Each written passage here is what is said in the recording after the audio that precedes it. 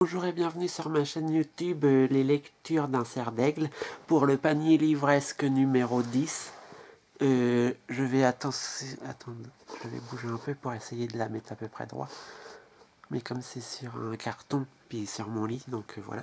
Donc voici toutes mes lectures, mes dernières lectures, depuis début 2017 je veux dire. Mais pour certaines, c'est des lectures que j'ai commencé il y a quelques années avant. Je vais expliquer sur... Enfin, il y en a deux que j'avais commencé il y a quelques années avant pour différentes raisons. Je vais commencer par le premier, c'est Ma déception. Je l'avais vu sur j'avais vu quelqu'un qui avait acheté une fille suisse, je crois qu'elle est suisse, qui avait acheté le tome 9 et qui en parlait sur son blog, ou qui avait lu le tome 9, je sais pas si elle l'avait acheté, mais qui en parlait sur son blog en 2012 ou 2011, je sais plus quand je l'ai voulu, il y a très longtemps, c'est un blog Skyrock je crois, donc ça date. C'est Pierre Anthony, Xanth Intégral 1, de chez Brajlon. La couverture est jolie, le résumé me tentait, je fais oh ça va être pas mal.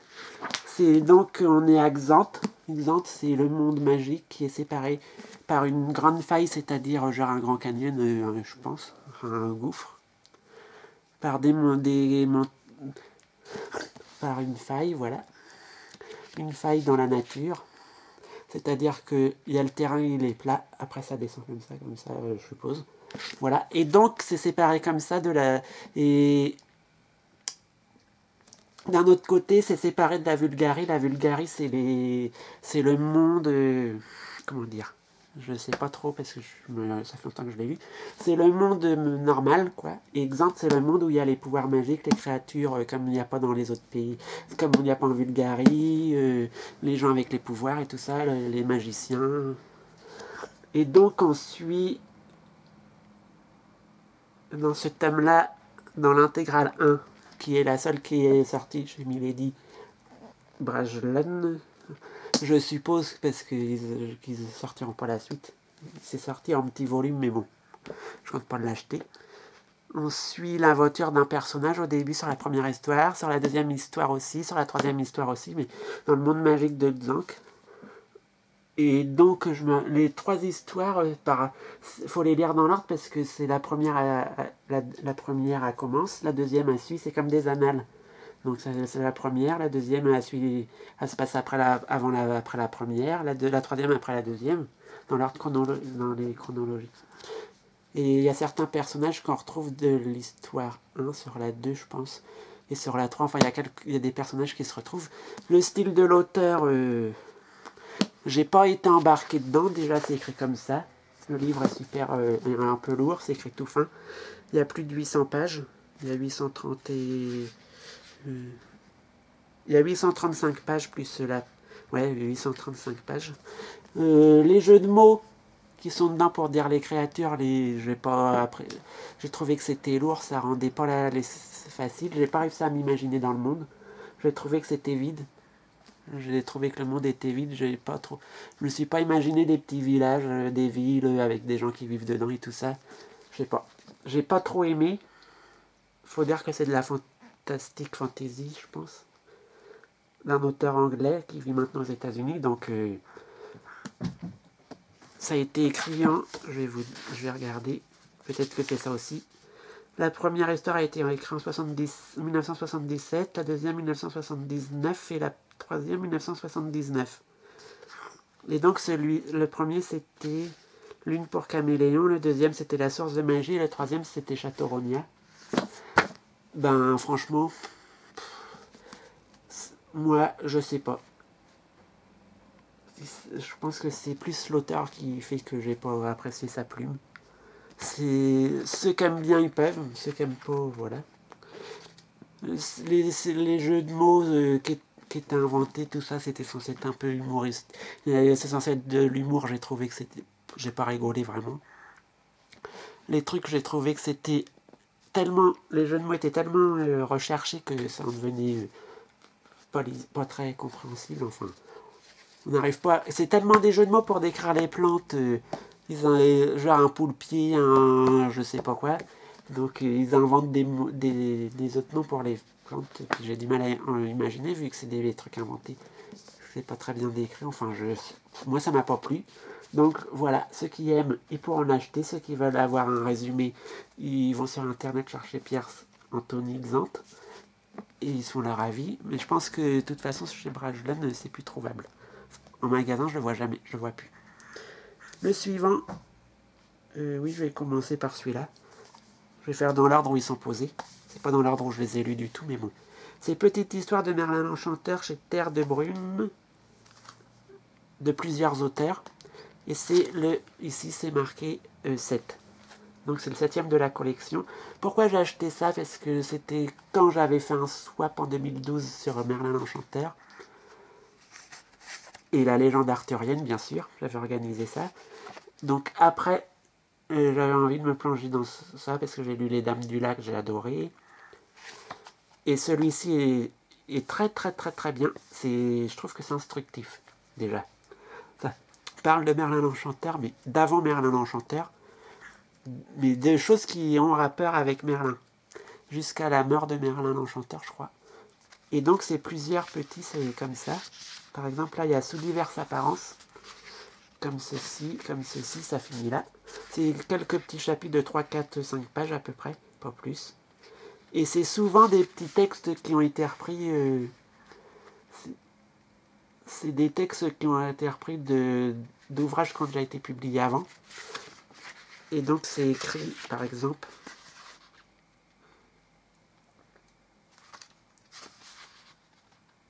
Là, ils expliquent, il y a des petites explications, des fois en bas de page. J'ai trouvé ça très intéressant. Ça m'a beaucoup fait penser à Kaamelott, à la série, pour les personnages qui sont évoqués. Et je pense que peut-être, si un jour j'ai envie de me pencher sur les autres collections de petites histoires de... Ouais, c'est que les trucs celtes à peu près, les légendes celtes de Bretagne. Ça a l'air d'être des légendes de Bretagne. Oui. Donc ça, j'ai adoré. Puis c'est dans l'ordre chronologique, en plus c'est du début. On voit Merlin quand il est jeune, machin, quand il rencontre le roi Arthur, la dame du lac, tout. Ça c'est très bien. C'est à conseiller à ceux qui adorent Merlin l'Enchanteur. Je conseille. En plus, comment c'est écrit d'une façon comme ceci. C'est vachement facile à comprendre. C'est très intéressant. Moi, j'ai presque un coup de cœur. Donc, le suivant. C'est Robert Williams, Luc et John, chez 10-18. Celui-ci, je l'ai déjà lu 2 fois en grand format. C'est mon livre préféré de tous les temps. Cette 3e fois-là, j'ai été moins emballé, parce que je connaissais déjà l'histoire en l'ayant lu 2 fois. J'ai toujours adoré. J'adore toujours les 2 personnages, Luc, Redridge et John Mansfield. Et donc là, ça raconte l'histoire de Luc, 13 ans, qui a perdu sa mère dans un accident de voiture.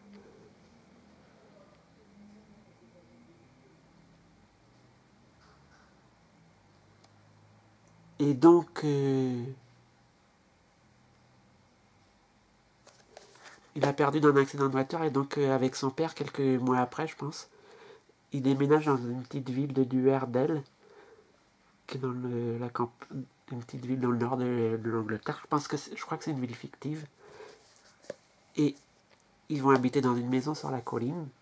Et donc, ceux qui habitent sur la colline, ils sont surnommés les ploucs parce qu'ils ont besoin de prendre un bus scolaire pour aller en centre-ville au collège. Ils rencontrent Luc Redridge, qui est le souffre-douleur de certains à l'école, où il se fait taper dessus et tout. Et après, quand on apprend comment ça se passe dans sa maison et tout, on découvre pourquoi il vit avec ses grands-parents et pourquoi il peut pas amener d'amis, pourquoi il est comme ça. C'est trop émouvant, c'est une histoire d'amitié, mais une super belle histoire d'amitié. Le style est facile à lire. Il se passe pas grand chose parce que c'est la vie de tous les jours, donc dans une petite ville anglaise, donc voilà. Et il y a surtout Luc, John et le père de... Le père de Luc. en personnage. Il y a quelques personnages féminins aussi. Il y a les grands-parents de John. Et donc ça, c'est chez 10-18. Donc c'est trouvable. C'est une super histoire. Je la recommande à chaque fois que quelqu'un veut une belle histoire d'amitié. Puis qu'il aime ça, c'est ce que je propose. Ensuite, je vais garder celui-ci pour la fin. Je vais prendre celui-ci. C'est le premier que j'ai dû finir au début de l'année. Je l'avais commencé en 2016. Je l'ai commencé aussitôt que je l'avais acheté.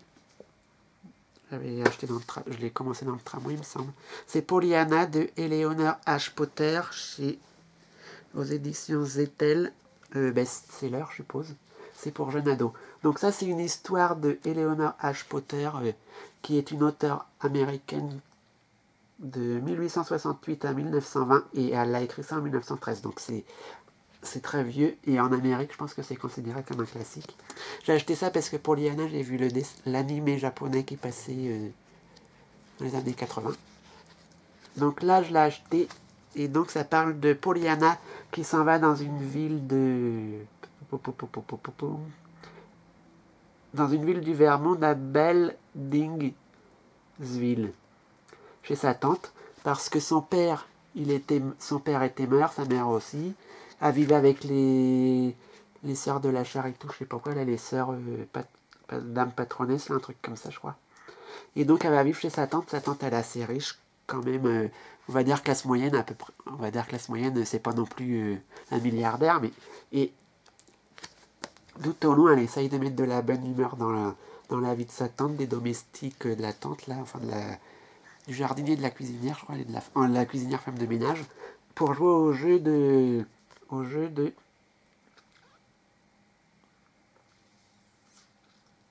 du bonheur, c'est-à-dire que chaque petite chose de la vie fait qu'on peut trouver du bonheur dedans. Et donc, elle convertit tout le monde à son petit jeu, tout se passe très bien. C'est vachement facile à lire, c'est écrit comme ça. C'est bourré de bons sentiments et tout ça, de bonnes intentions. C'est pas du... si vous voulez un livre joyeux, prenez ça, allez-y. Il suffit juste de savoir que c'est dans le Vermont, à Beldingsville, je sais pas si ça existe vraiment, mais bon. Et que c'est en 1913, donc... pourtant, le style est vachement facile à lire. J'ai bien aimé. Mais bon, j'ai trouvé que l'histoire était pas assez détaillée. Peut-être parce que j'ai bientôt 38 ans et que c'était pour jeunes ados. Je dirais en 5e, 6e, 5, jusqu'à 6e, 5e, jusqu'à 11-12 ans, pas plus. Après, peut-être qu'on peut s'ennuyer. Donc voilà. Et en plus, cette édition-là, ils disent que c'est inédit, traduit pour la première fois en France. Donc voilà, ça c'est trouvable en librairie parce que je l'ai acheté en 2016 ou 2017, je sais plus. Donc le suivant, c'est le deuxième que je disais que j'avais commencé il y a quelques années. C'est parce que celui-ci, j'étais obligé d'avoir fini tous les Harry Potter pour le lire. Sinon j'avais des révélations voilà, sur tout l'univers. C'est les mondes magiques de Harry Potter, enfin, on va dire, le monde magique d'Harry Potter de David Colbert, du livre 1 au livre 7, nouvelle édition, le Pro Clair Fantasy. Donc ça parle, pourquoi Touffu a-t-il été acheté à un grec? Pourquoi les miroirs sont-ils magiques? Ils expliquent en quelques pages. Parfois c'est un petit peu... Ils expliquent que... Je pense que ça explique un peu d'où viennent les sources d'inspiration de J.K. Rowling. Plus que l'univers. Voilà. Pourquoi Sirius Black se transforme-t-il en chien? Après, elle explique pourquoi les chiens, c'est comme ça. Voilà. Dans la mythologie, là, genre, quelle créature ne sait pas dire au revoir? Donc, dans la mythologie, il y a des créatures, créatures magiques qui ne savent pas dire au revoir, normalement. Quel acolyte de dragon porte aussi un nom de dragon? Donc, ils expliquent d'où vient le nom du dragon, l'étymologie et tout ça. Et donc, il fallait les lire parce que ça commence du livre 1 jusqu'au livre 7. Et puis moi, comme j'étais en cours, j'ai attendu d'avoir fini le livre 7 pour le finir. C'est un très bon livre, mais bon, je pense pas que ça soit non plus, on peut avoir lu que Harry Potter. C'est pas indispensable. Mais ça nous permet de voir les petits clins d'œil d'où ça vient. De la comme Cerbère, je crois que c'est le chien à 3 têtes qui garde dans le premier thème. Et ben ça vient de Cerbère dans la mythologie grecque par exemple. Donc voilà. Donc le dernier que j'ai à vous présenter, et c'est le dernier que j'ai fini, celui-ci je l'ai depuis, je vais vous dire, je vais regarder à l'intérieur, j'ai acheté aussitôt depuis, c'est sorti en 2016, donc je l'ai depuis 2016 à peu près.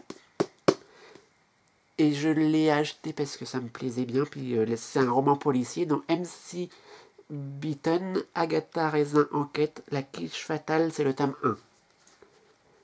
Et donc, je sais pas du tout, MC Beaton, si c'est une fille ou pas. Mais bon, c'est un livre, c'est un livre c'est une série d'un auteur ou d'une auteure, je sais plus, américaine, mais qui se passe en Angleterre. Donc là, pourquoi je l'ai lu? Je l'ai commencé parce que c'était au mois de juillet, la série qui passait sur France 3, donc j'avais essayé de le commencer avant. Je me suis dit au moins que j'essaye de finir le premier épisode, le premier tome. Mais le premier tome, j'ai pas réussi à le finir avant. Mais bon, ça se lit très... J'ai trouvé que pour moi, ça se lit vite, peut-être parce que c'est mon genre de prédilection, puis que c'était écrit comme ceci d'une façon très claire et très simple. Et que j'avais déjà vu l'épisode, donc je savais j'arrivais à m'imaginer dans ma tête et tout, je revoyais les scènes de l'épisode. Et donc c'est Agatha Raisin qui est une chargée des relations publiques dans une grande entreprise dans le cœur de Londres. Après sa retraite, elle décide de s'installer dans le village de Carsley, qui est un village fictif parce qu'en fait il n'existe pas. Dans les Cotswolds, en Angleterre. Je crois que c'est au sud de Londres. C'est vers Oxford. C'est vers Oxford. Et donc, elle prend sa retraite dans ce village-là parce que pendant toutes ses vacances, elle passait ses vacances dans les Cotswolds. Donc, elle s'est dit, quand j'étais petite, elle s'est dit, plus tard, j'aurai un cottage là-bas. Et donc, elle arrive à se trouver un cottage dans ce petit village. Elle essaye de s'habituer, mais elle a du mal parce qu'elle trouve que la vie, c'est pas pour elle. Elle s'emmerde un peu par rapport à ce qu'elle travaillait en entreprise. À 50, dans la cinquantaine, en plus, elle se dit qu'est-ce que je vais. Elle sait pas quoi faire. Elle n'arrive pas à se faire trop d'amis déjà au départ. Les gens, elle pense, en plus, elle pense ouais, je vais peut-être pas rester, c'est pas dit. Et puis elle qui aime bien être sous les feux des projecteurs, qui aime bien être connue et tout, elle se dit c'est l'occasion ou jamais quand il y a un concours de quiche qui est organisé dans le village.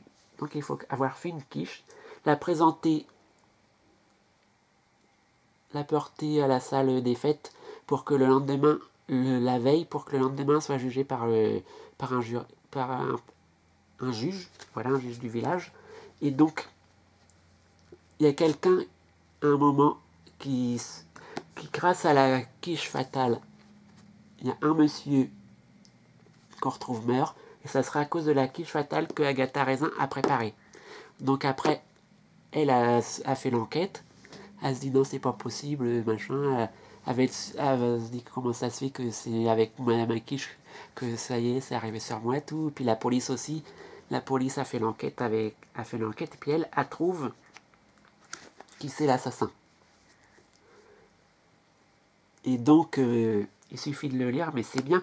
Mais je trouve que c'est pas très c'est policier, mais il y a des policiers qui sont plus axés sur les policiers. Là, c'est plus relation entre les gens, la personnalité, la psychologie des personnages, les relations entre les gens dans les villages, comment ça se passe, machin. Comment la vie s'organise et tout ça. Mais j'ai adoré. C'est une lecture, je l'ai lu cet été, donc c'était parfaitement bien. Je trouve que c'est une lecture détente, c'est trop bien. C'est pas le coup de cœur, je suis pas émerveillé avec des étoiles dans les yeux, mais c'est une très bonne lecture. J'ai les 5 autres tomes qui sont parus pour le moment. Et donc c'était chez Albin Michel. Et donc ça c'est trouvable, je le vois en librairie tout le temps quand j'y vais. Donc ceux qui aiment les enquêtes policières avec une héroïne qui dit c'est un peu une Miss Marple d'aujourd'hui, qui se passe en Angleterre, alors là foncez. c'est génial. Et puis, en plus, c'est compréhensible. C'est bien écrit, enfin, c'est écrit d'une façon simple, mais pas bête. Donc c'est très très bien écrit, le style de l'auteur. On comprend tout. Non, voilà, c'est bien. Et puis si vous aimez, jetez-vous sur la série si vous arrivez à la retrouver sur internet ou quelque part aussi. Un jour ça sort en DVD. Ou quand la saison 2 repassera sur France 3 l'année prochaine, je pense. Voilà. Donc ce panier... C'est un panier... Non, ce repas livresque numéro 10 est terminé pour tout de suite. Je vous dis à bientôt. Vous pouvez vous abonner, liker, commenter, ça fait toujours plaisir. Vous pouvez me dire si ça vous donne envie, si vous avez déjà lu ces bouquins-là. Vous pouvez me dire votre avis. Merci, au revoir, à la prochaine.